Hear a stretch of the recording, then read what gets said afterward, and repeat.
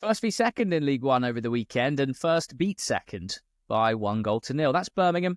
They keep on rolling, and I absolutely loved this goal.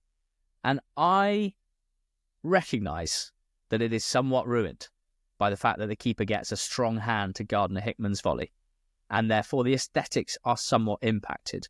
But I don't care, because the pass from Ryan Alsop, the Birmingham City goalkeeper, is as good as it gets. The chest control from Gardner-Hickman, who has galloped already at that point about 30 or 40 yards, to knock it into the path of his fully sprinting volley and to catch it so sweetly, just beautiful football.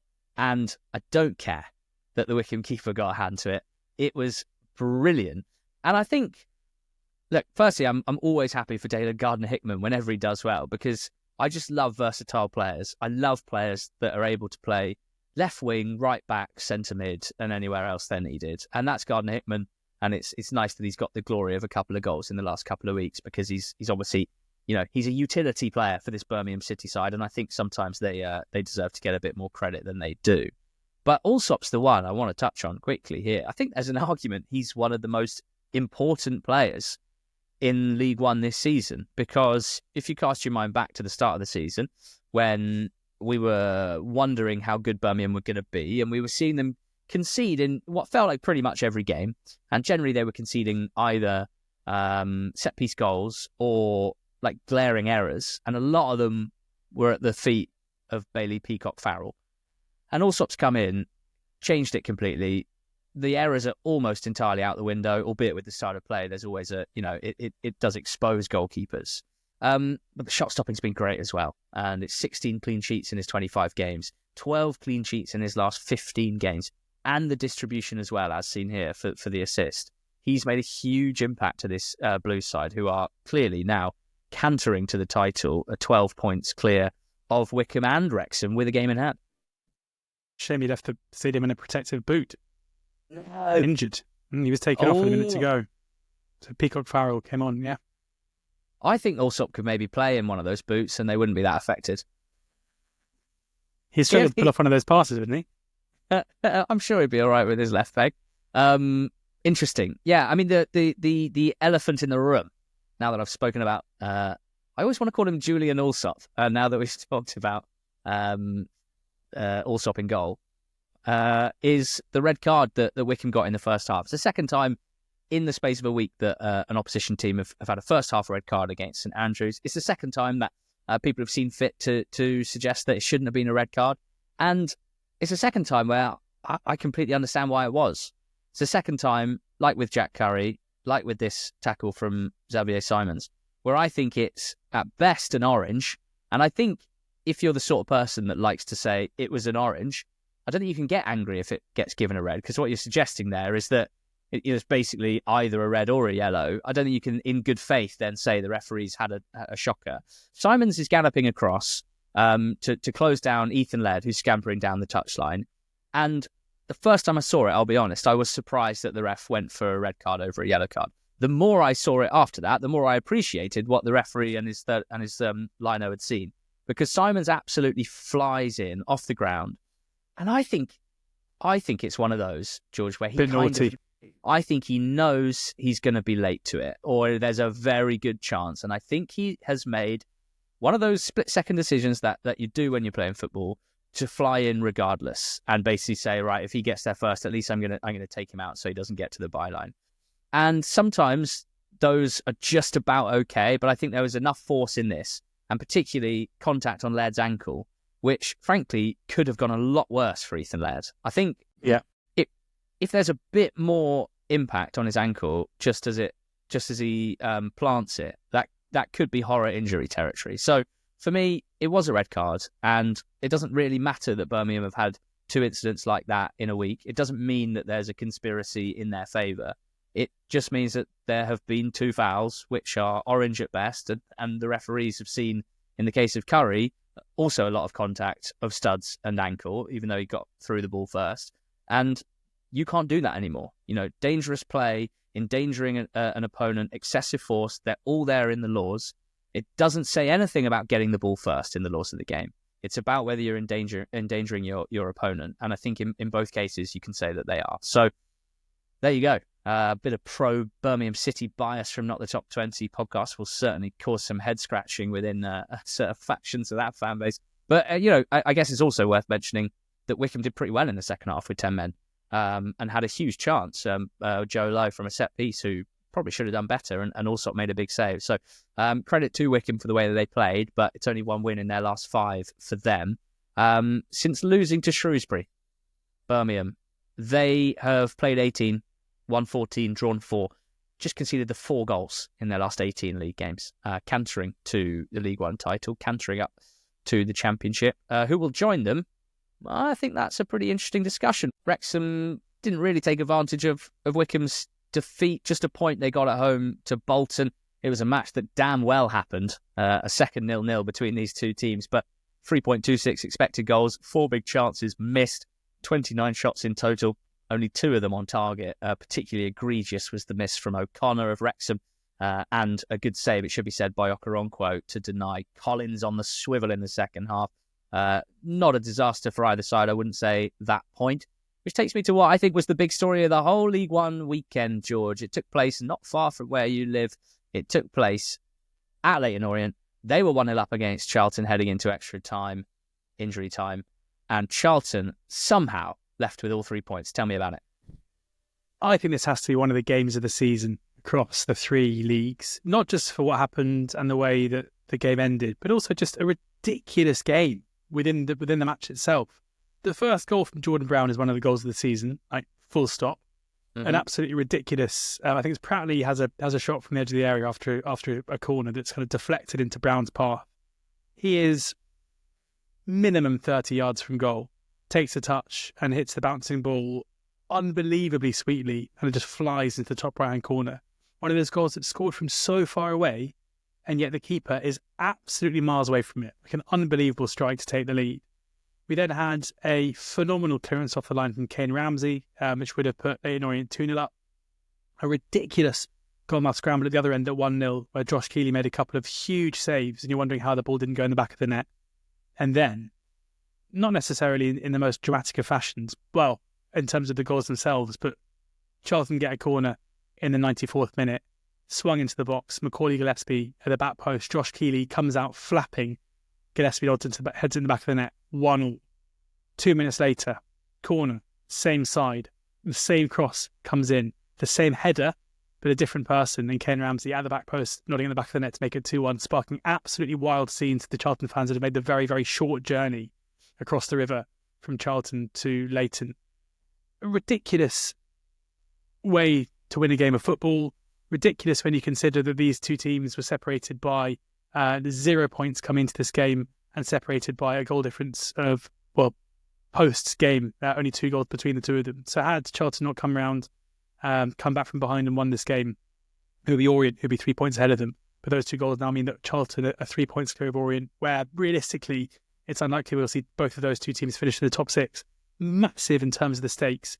And then the celebrations afterwards, with Nathan Jones going into the Charlton fans and celebrating with them in that way that only he can do. Just ridiculous head loss celebrations. I love Nathan Jones when he's like this. I think the EFL is a much better place for him. I think Nathan Jones versus Richie Wellens in a really important game is probably as spiky a contest as you're going to see on the touchline, and for it to be decided in this fashion was incredibly exciting. I mean, Orient will be so frustrated they weren't able to get over the line in what's going to be an incredibly significant game for their promotion aspirations. But a 10 out of 10 comeback from Charlton, continuing their own unbelievable form as they kind of do a Coventry and just suddenly were like, they're there, they're 6th. And doing a Coventry and winning 10 of your last 14 league games and breaking your way into the top 6, still with 13 games left to play for Charlton Athletic, means that if I could trouble you to hit the big green button marked FOT Mob Corner, we've got to talk about Charlton Athletic and their ascent into the playoff places, what's behind it, who's behind it, and what might be to come. George Elek, take it away. So you mentioned there their 10 wins in their last 14. I mean, yeah, and they've also won 7 of their last 9. The only defeat coming away at Birmingham, where they gave a pretty good account of themselves. And crucially, it's the goals that they're scoring, because they've always been this season a relatively good, or a very good defensive side. And it's these performances and results that mean they're now sitting in 6th on 56 points, a couple of points clear from Bolton, who are currently in 7th. So how have they done this? Well, yeah, I mean, I think given that these FOTMOB stats are going to be coming over the course of the whole season, it's the defensive side of the game that's been the main reason why they've been so strong. They rank 3rd for goals conceded per 90, only behind Birmingham and Wrexham. When you're looking at their XG against, 21st, with only Stockport, Wycombe and Birmingham conceding fewer expected goals over the course of the whole season. But when you consider that Stockport have 28.8, Wycombe 28.2 compared to Charlton's 28.9, you can basically throw a blanket over the three of them and say that they're the combined just behind Birmingham in terms of the best defensive numbers. And then in terms of interceptions per match, they rank 3rd on 9.3, 7th for successful tackles per game for 10.7, and clearances per game, they rank 5th. And that's, in my mind, what Nathan Jones' teams are all about, like duels, competing, contesting, and ensuring that they are bang at it. And that's exactly what this Charlton side are. It's been the attacking side of things that has been the reason why they haven't necessarily, up until, say, January, got the kind of results needed in order to be part of this promotion picture earlier. Goals per game, they rank 12th in the league with 1.4 per 90. Their XG is 40.0, which is 14th, so kind of lower than mid-table. But the key reason for this run of form, and the key reason why they're improving, is because that has changed. Like that, those are season-long stats. That has changed in the last few weeks. And Nathan Jones has effectively used or taken a club who last season were pretty much shambles, realistically, in terms of the on-pitch performances under multiple different managers. And he's instilled a really, really strong defensive foundation, which early on in the season may have been pretty boring to watch, wasn't necessarily yielding the kind of results needed in order to be up towards the top end of the table. But it has now enabled him to add that sprinkling of attacking zest and vigour, which is needed in order to do what they're doing now. At Orient's such a strong defensive side, especially at home, don't concede too much by the way of chances. 19 shots, 5 big chances, 9 on target, 2.53 XG. Strong numbers. Home against Exeter in the game before that, yeah, they only had 11 shots, but 2 big chances, 1.38. You look at the shot locations, all but 3 of those inside the box, kind of around the 6-yard box. At home to Peterborough a couple of weeks ago, 2.37 XG, 19 shots, 7 on target, 3 big chances. Like, if you're posting these numbers consistently with a solid defensive unit behind you, you are going to win a lot of games of football because you are consistently creating the chances needed to do it. And that's why looking at coach win percentages, realistically, manager win percentages is a fairly basic way to look at how a manager's doing. But you compare last season, Jones 25% win rate, Michael Appleton 23% win rate, this season 4.8, and he's building something that I think will be sustainable. And then you look at the way that their goals this season have been spread out, and it's 25 from open play, but crucially 15 from set pieces. We've seen over the last few weeks how important set pieces can be. 2 of those goals are against Orient and was an incredibly important 3 points. So this is a side who are, and have been all season, so solid, so good at preventing the opposition from creating big chances, who are now, as we get to the crunch time, really turning the screw in terms of what they're able to do from a defensive perspective, from an attacking perspective, enabled by having some really good defensive players, some attacking players who are starting to flourish as well. Really good defensive players, I hear you say. Yes. Let me tell you about a couple of those bad boys. FOTMOB's top 3 rated Charlton Athletic players this season are Lloyd Jones, Connor Coventry, and Kane Ramsey. Let's start with Lloyd Jones. When he plays, things go well for Charlton. When he doesn't, things are a lot more difficult. That's partly because they're a team that want to be incredibly physically strong, aerially strong, dominant in both boxes. I think that's the team that they have been over the last couple of months, and it's a really strong personality. They need Jones for that. You can look at his defensive stats per 90 compared to other defenders in League One in terms of the duels that he wins, particularly aerially. He is right up there in terms of how aggressive he is, and in terms of his win percentage, not bad either. Loads of interceptions. He's an excellent defensive player, but he's also a threat from set pieces. As you discussed, a big avenue of attack for Charlton Athletic, and one of the biggest goal threats of any defenders in League One this season, and not terrible on the ball either, which means he's pretty well-rounded overall. Yes, his pass accuracy is very, very low, but that's because he has to play a lot more long passes than most centre-backs at the level, and he does so with an above-average accuracy. So Lloyd Jones, we love Lloyd Jones. Connor Coventry, I'm really pleased that I get to talk about. I'm really pleased that FOTMob has a good enough algorithm for its stats to kind of hype up a player like this, because I think Connor Coventry is understated in his game and therefore a little underrated. He's the classic defensive midfield player who's there to make the team around him better rather than to necessarily do anything that makes him stand out as an individual.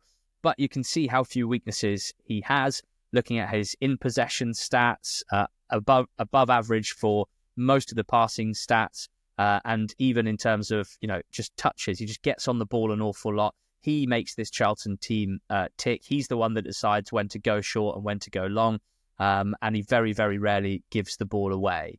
He defensively is very tenacious, wins a lot of tackles at a high rate, wins his duels, recoveries and interceptions, and even possession won in the final third. He's about as good as it gets at League One level this season in terms of his FOTMob data. He is tidy and he is tenacious, and I love players like that. He also has, in my eyes, a hilarious shot map where he's taken 22 shots this season, 21 of them from outside of the box and one of them from just inside the box. He scored that shot. He hasn't scored any of the shots from outside the box. So maybe, Connor, just get inside the box before you shoot and see what happens there. Lastly, Kane Ramsey. Charlton fans love this guy. It's no surprise to see why. They signed him from Harrogate Town. I imagine there'd have been a section of the fan base not that excited to be signing a right back from Harrogate Town, but he's absolutely excellent, and he plays a really important role as a sort of hybrid right-sided centre-back / right back. Thierry Small has been getting more and more attacking throughout the season. Having started as a right wing-back, he's now basically a right-sided forward player, and it's because Ramsey is good enough defensively to cover that whole right-sided defence that allows Small to be so aggressive with his positioning. And Ramsey, physically impressive as well, aerially very, very good. He's one of those fullbacks that I like because you can target him with your goal kicks. The goalkeeper can send it towards the touchline, and you've got Kane Ramsey attacking the ball athletically and winning first contact. That's a great way of getting the ball up the pitch, which Charlton do really, really well. You can see from his last few games on FOTMob how strong his performances are.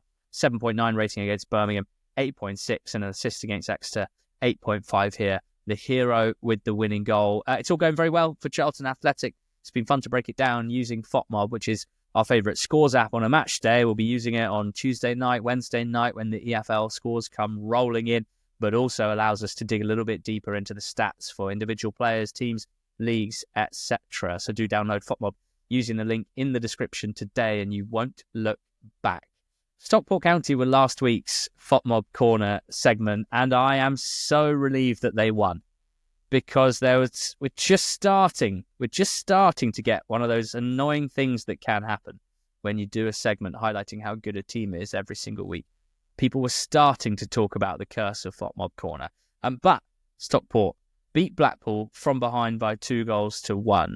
At first half, Blackpool were impressive and caused Stockport problems, got ahead as well. Fletcher in behind, lobbing Adai for 1-0. Fletcher also with the back heel off the beans on toast. It's 4 goals in his last 7 starts for Ashley Fletcher, and he's been somewhat maligned, I think it's fair to say, in various clubs over the last few years. But I just wonder if Brucey's starting to warm him up a little bit and remind him that at youth level in particular, he was considered a really interesting prospect and a goal-scoring striker, and 4 in 7 is a good place to be. But anyone who listened to How Do You Manage episode 4 with me and Dave Challoner last week knows that he hates losing, and he's very proactive when his team have lost or are losing. He doesn't like sitting on his hands, and he's got a strong squad to work with. What did that look like here? A triple sub at half-time. He took off Oliver Norwood and Kyle Wootton, considered 2 key players for Stockport, as well as Jaden Fevrier, who had started a rare start for him. He brought on Callum Camps, Owen Moxon, and Benno Andresen. Benno Brecky Andresen. Now, what's for Brecky? Who is Brecky Andresen? He is a 19-year-old Icelandic striker that Stockport picked up in January. He was the top scorer in the Icelandic top division last season.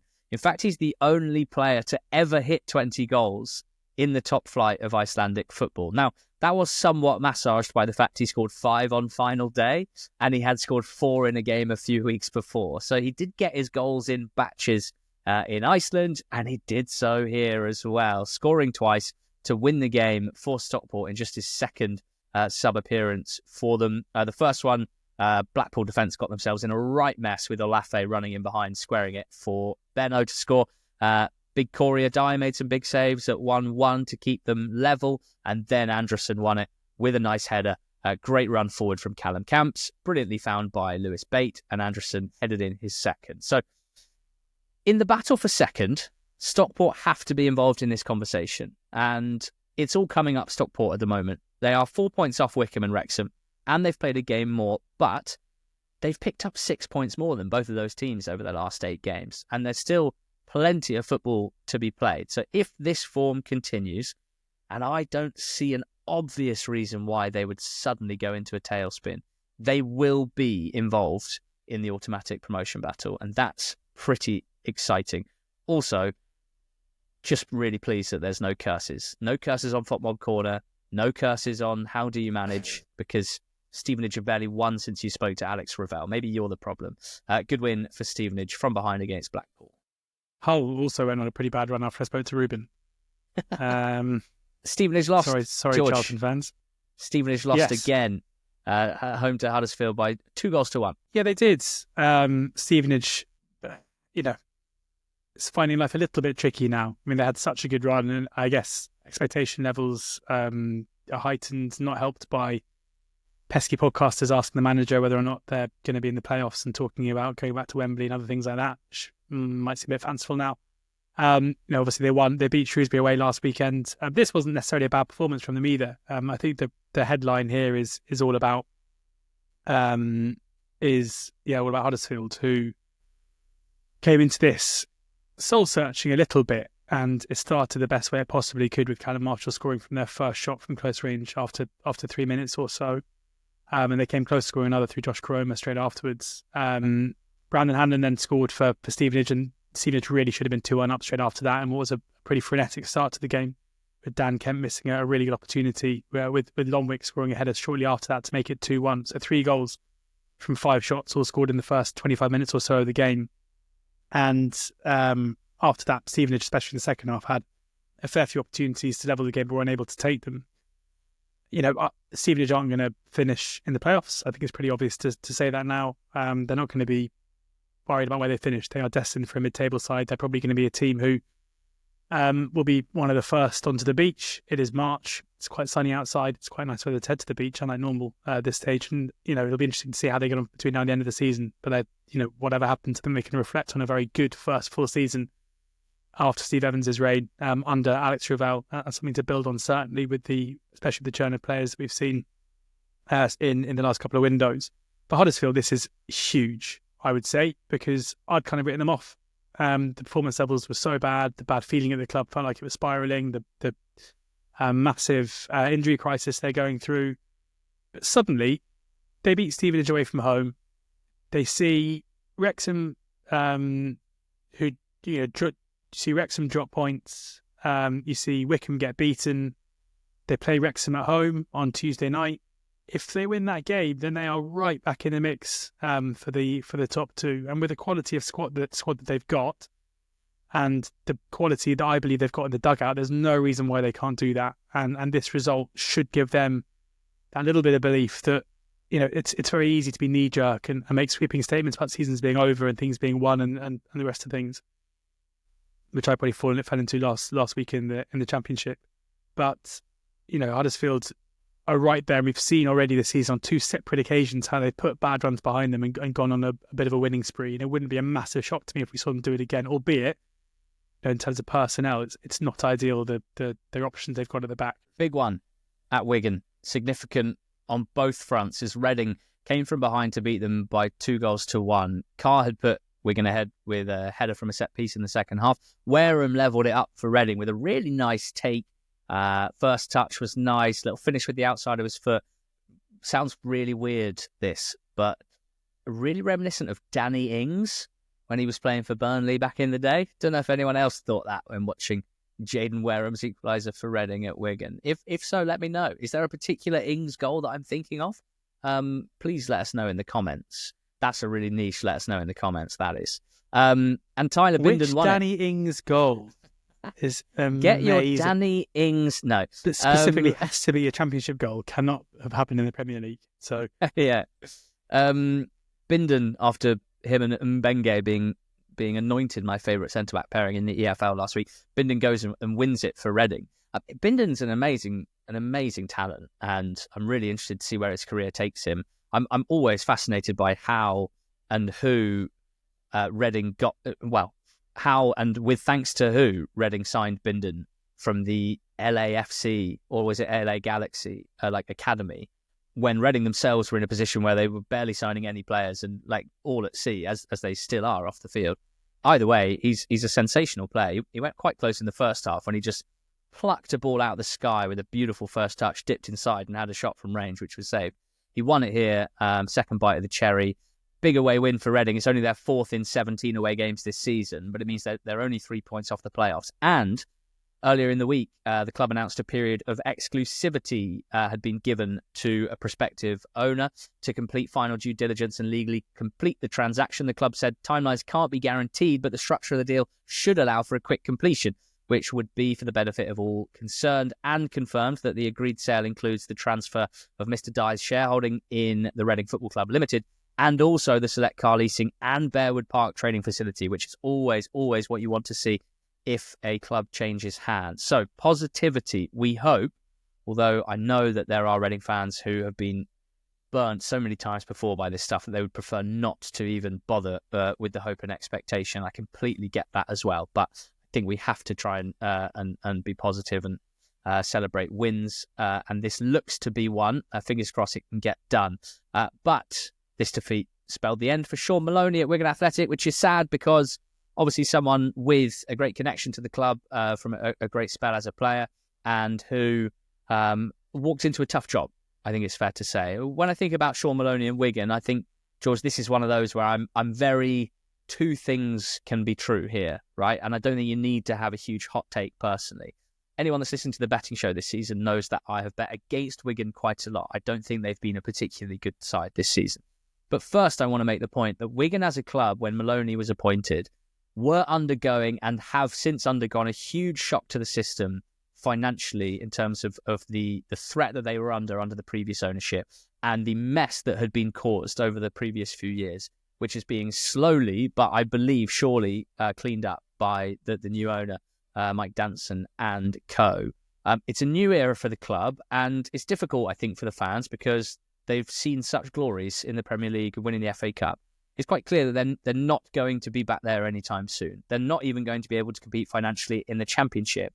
And they never really did off their own back, right? It was almost always, or initially, down to the funding from a chairman in Dave Whelan, and then subsequently the funding from an ownership group that really didn't have, it turns out, the best interests of the club at heart.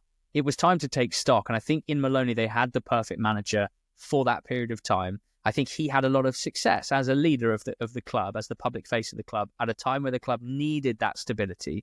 And I don't think it should be sniffed at that if they didn't have someone like Maloney being such a good leader at that time, I think there's a chance they could have slid even further and found it really difficult and potentially been relegated again, which we have seen happen to other clubs. He's clearly given chances to a lot of young players, and the club has benefited from that, both in terms of getting players like Hughes and Asgard to become star players for the team, that they've also sold for a lot of money, a lot of revenue for the club. Also Sam Tickle, Baba Adiko, more recently James Carragher. He deserves a lot of credit for that. A lot of managers do not throw in young players to that extent. And I think his reputation has allowed them to get quite a lot of good loanees as well. They've had a lot of them. They've been pretty hit and miss, but Luke Chambers, Dale Taylor, Martial Godo have all been great loanees. But it's not been good on the pitch. And particularly, it's just not been good to watch. And I think that's unfortunate. It's always felt to me that there's been a disconnect between how it felt Maloney wanted Wigan to play and what they actually looked like and what they were actually good at. A guy who I think purports to be a possession-based manager, or at least wanting to have the ball and impose control. I don't think Wigan have ever been good at that under him. Give them the ball, they actually really struggle to break teams down. Less than a goal a game scored at home in the league this season is really bleak for fans. And yes, they've been fine defensively, and that's what's probably kept them at arm's length of relegation last season and this season, but a real ceiling on them as a team because they've been pretty poor going forward. And I'm just interested to know what happens next with Wigan, George. I don't know your thoughts, but I think this is one that you could look back on in a year or two and say, actually, you know what? Maloney did a great job and we didn't necessarily realise. He really settled that ship in different circumstances, and he developed players and he sold them on, and he was part of a regeneration. Equally, I can't pretend I don't think there's a chance that another manager could improve this team in terms of implementing a style of play that just makes them a better, more effective football team. I think the second scenario you've said there is probably going to be the case. Bookie's favourite at the moment for the job is Ryan Lowe, with reports that he's being linked. If that's the calibre of manager that Wigan are going after, it's pretty easy to see why they are happy to move on from Shaun Maloney. And it's pretty easy to see them kicking on from this period of, consolidation in League One after a relegation, which isn't normally the aim, but given the chronic issues that they had prior to Mike Danson coming in, has been absolutely necessary, especially after the points deduction last season. So in a weird way, I think history will be less kind on Maloney than it probably should be if that's the case, because it'll be seen as him having held them back when someone else comes in and does better. But realistically, he was, as you kind of mentioned, a quite essential person to have in at the club, somebody who understood the situation, who had no illusions about what he was coming into, had an affinity with the fan base, who was learning on the job effectively, having previously only held one post in Scotland that didn't last that long. There have been massive confusions, I think, in terms of style of play under his tenure, where the best Wigan teams I saw were very much ones that attacked in transition, but it didn't really necessarily seem like the way that Maloney always wanted to play, which caused for some issues. But, I guess the issue is I'm sticking up for him, but do I think another mid-table League One side should take a punt on Shaun Maloney? Probably not. So where does that leave us? It'll be interesting to see where he does go next. I think his reputation is fine, but it wouldn't be a big surprise to me if history isn't necessarily as kind as it probably should be, because it feels like maybe it's Wigan who've outgrown Maloney rather than vice versa, which probably didn't really like it was going to be the case a year or so ago. George, Barnsley beat Lincoln 4-3, crazy scoreline, crazy pendulum swing over the last few months for Barnsley. It's now 3 wins in a row after such a bad run, and just at the right time to keep them interested for the last 10 or 12 games. Yeah, you said there's no curse. There might be a TLS curse because I put them up to finish top 6 and they couldn't win a game after that. But they're back in the wins, as you say, 3 wins in a row. They scored 4 goals from 5 shots, which is quite fun. So that doesn't feel overly sustainable, I wouldn't say, but who really cares? They came up against a Lincoln side who are kind of struggling at the moment themselves to maintain what was a pretty good start to the season. I think for Barnsley, there is, with Adam Phillips and Davis Kidd scoring the first 2 goals, their return to form is going to be really important. And as we keep saying, we're kind of getting to the point of the season now where analysing performances is maybe not quite as important, because it's getting to the stage now where you need to get the results necessary. And had they not won their last 3 games, I think Barnsley would be out of touch with the top 6, but they're still just 4 points off them. And their results like Saturday will certainly, and especially those key players kind of returning to the boil where they were previously in such good form and had Barnsley looking like probably the 4th best or 5th best team in the league for a long period of the season. If they can get back there, there's no reason why they can't force their way back into the reckoning. Cambridge won again under Neil Harris. They beat Crawley 2-0. This is a gigantic win in the context of them now drawing level with Crawley Town on 29 points from 33 games, 4 points behind Burton on 33, and 6 points from safety, which is currently Bristol Rovers sitting in 20th on 35 points. But it just gives the feeling of a turnaround, of hope for Cambridge United. I've no idea how their first goal was allowed, I'm going to be honest. It was like, it's a game of set pieces in the modern era where teams are being smart with blocks and pulls and whatnot. Teams are being smart with sticking the ball on the goalkeeper into the 6-yard box and working out ways to make it really difficult for the goalkeeper. And in some cases, they do so without, I think, breaking the rules. And that there should be there shouldn't always be an infringement for the goalkeeper having a tough time, shall we say. I'm all for not penalising someone breathing on a goalkeeper, right? But in this instance, Crawley keeper jumps, gets hands on ball, and gets like American football style tackled, like Bosch at sort of chest height, sack lunch. Is that the right term? He got sacked. He fumbled the ball. Great. And it was kicked in weirdly by his own defender for an own goal. So Cambridge are 1-0 up. I don't think it should have stood. Russian Hepburn Murphy, real favourite of the pod at the moment. He obviously didn't think so either, was clearly a bit incensed, and later on in the game got someone in a headlock, picked up a red card for that. Gibbons, the Cambridge fullback, he was involved in a lot of verbals in the aftermath of Hepburn Murphy's red card.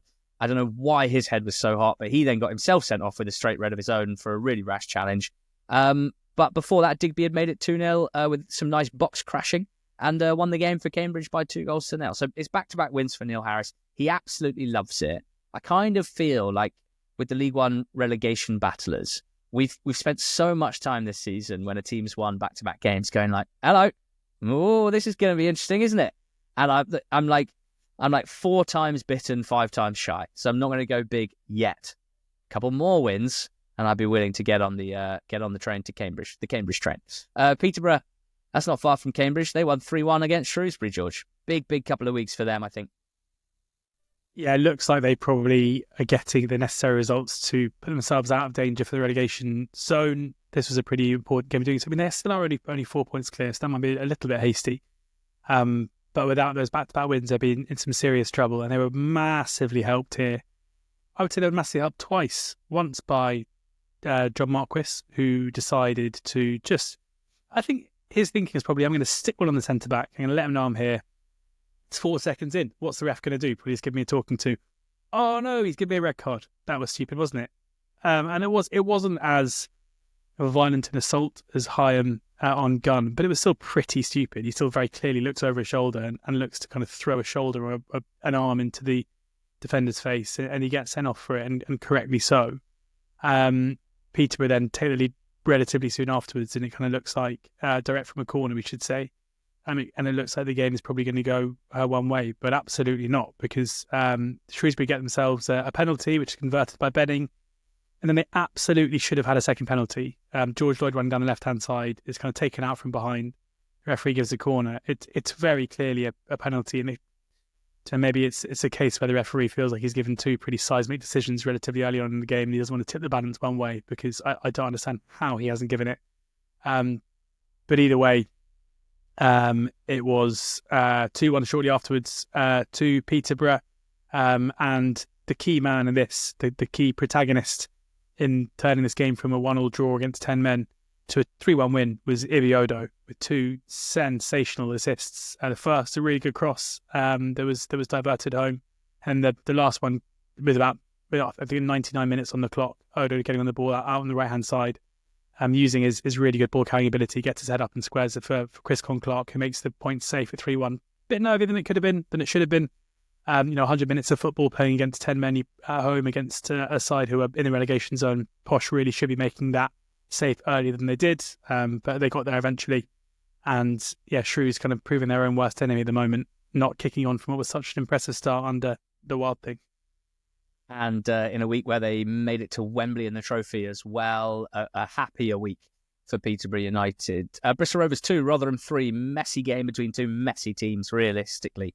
Nice goal from Ruel Satiru, got Rovers up and running, good combination play with lovely Chris Martin. But Nombe was dangerous throughout for Rotherham. He levelled things for them, and then it was just set-piece goals all the way. Jules for Rotherham put them 2-1 up. Swinkles for Bristol Rovers equalised, and you thought maybe the home team with the momentum would go win it, but they lost it. A late set-piece goal for Rotherham. Sam Nombe from 2 yards out, his 10th of the season. I noticed that apart from the penalty that he scored, he hasn't scored a single goal from more than 9 yards out Sam Nombe, really just loves bundling them in from rebounds, deflections, all that sort of stuff. And if the away end, the Rotherham fans, sounded a bit extra nutty after a 3-2 win and then moving up to 14th place in the league, you might think, come on, like, whatever. Let me tell you, it was Rotherham's first win on a Saturday 3 p.m. kickoff away from home since the 26th of February 2022. Over 2 years since they saw their team win away from home on a Saturday 3 p.m. 35 games. Over 3 years. Oh my God, it's 2025. What the hell? I swear Amazing. When I went to bed last night, it was 2024. What's happened? What was in that moonshine? Do you know that you've had a child? What? You have a daughter, yeah. Oh, that's what I've always wanted. I hope I'm sleeping well. 35 Saturday away 3 p.m. games winless. And now some good stuff at the Mem. Not good news for Bristol Rovers. 3 defeats in a row, teetering above the bottom 4. Burton could have actually gone above them if they'd beaten Mansfield, but they didn't. Took the lead through Dodgson, deflected strike. Former Stag Sweeney scored an own goal to equalise for Mansfield. And then former Brewer, the other way, Lucas Akins. He was the villain for Mansfield, missing a penalty late on and a one-on-one even later than that. So Burton kind of getting away with a point in the end. Exeter won, Northampton won. Again, 2 teams who just really want to win to keep the relegation zone moving in the right direction away from them. Didn't manage it, really. Dara Costello putting Northampton ahead. Nice work between him and Tarek Fosu. Also hit the bar in this game, Costello, who looks lively. But late on, ball into the box from Exeter. Hartridge and Purrington putting themselves about. Sonny Cox smashing in his first goal of the season, and a crucial goal with a big swing involved, because Cobblers would have been 6 points above the relegation zone and Exeter just 2. Now it's Exeter 3 points above it and Cobblers only 4. So quite a significant swing there. And it means the picture at the bottom is still interesting. It does mean that Burton and/or Cambridge, Crawley, Shrewsbury, they still need to maintain good form, and Burton's run-in is an absolute stinker. But suddenly Cambridge United, who according to Soccer Stats have the best run-in of any team in League One from this point, in terms of the PPG in home and away games of the opposition that they are playing in their last 13 games, and the Neil Harris factor, could be quite interesting indeed. That'll do for a busy League One weekend.